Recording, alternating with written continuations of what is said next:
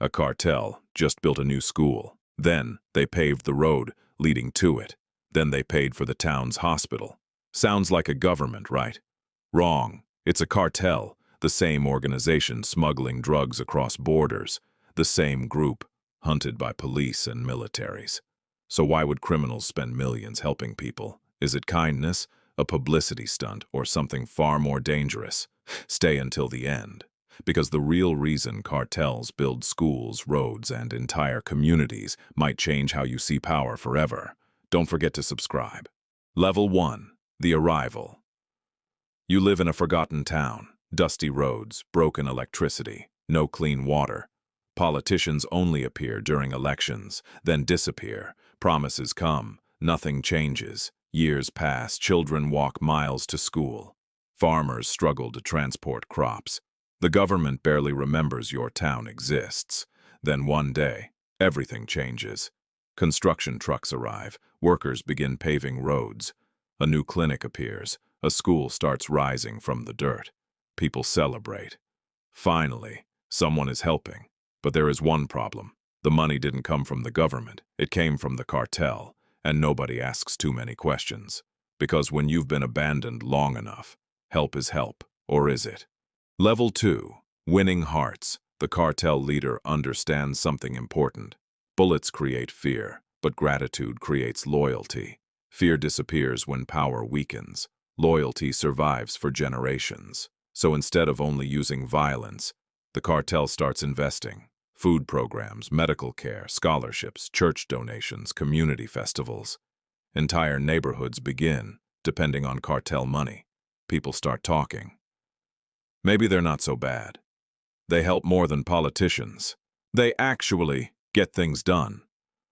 The cartel doesn't stop them. In fact, they encourage it, because every new school creates something valuable, not education, influence. Every road creates access, not transportation, control, and every grateful family becomes another shield between the cartel and the authorities.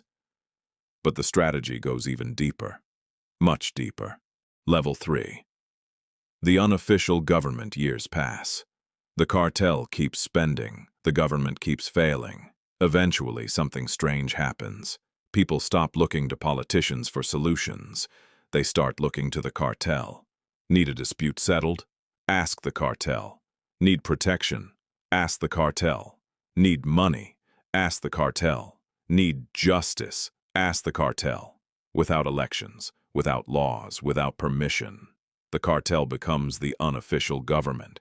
And that's when the real power begins. Because governments need citizens, cartels need communities. Communities provide information. Information provides protection. Protection provides profit. Suddenly, every villager becomes a pair of eyes. Police enter town. Someone notices. Military convoy approaching. Someone reports it. Strangers asking questions. Word spreads instantly.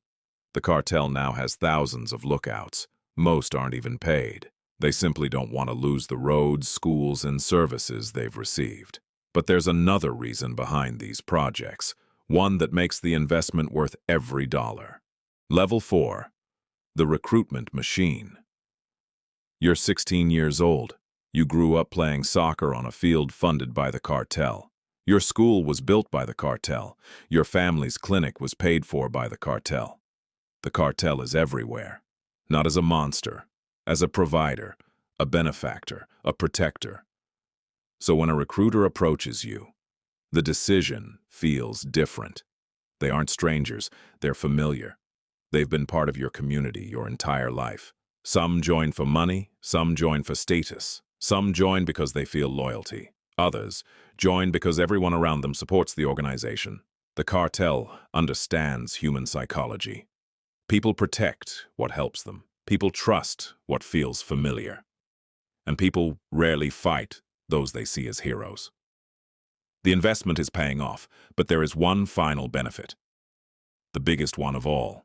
Level 5. The insurance policy. The cartel knows governments can launch operations, send soldiers, conduct raids, make arrests.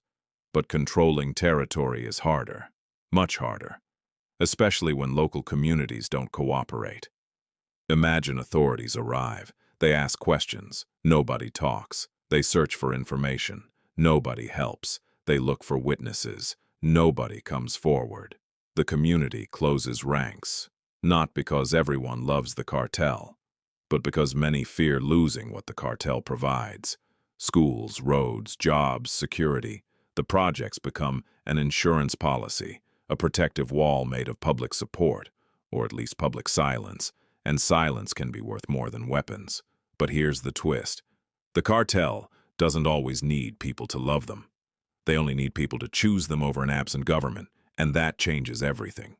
Level 6. The real reason. So why spend millions on schools and roads? Not generosity, not charity, not kindness, investment, a calculated investment. Every school buys legitimacy. Every road buys influence. Every clinic buys loyalty. Every donation buys trust. And trust is one of the most valuable resources in any conflict. The most successful cartels understand something many people don't. Power isn't only about guns. Power is about becoming necessary. The moment a community depends on you, you become difficult to remove. That's why some cartels build schools. That's why some pave roads. That's why some fund hospitals. Because controlling territory isn't enough. They want to control relationships, perceptions, loyalty. The most dangerous organization isn't always the one people fear. Sometimes it's the one people believe they need.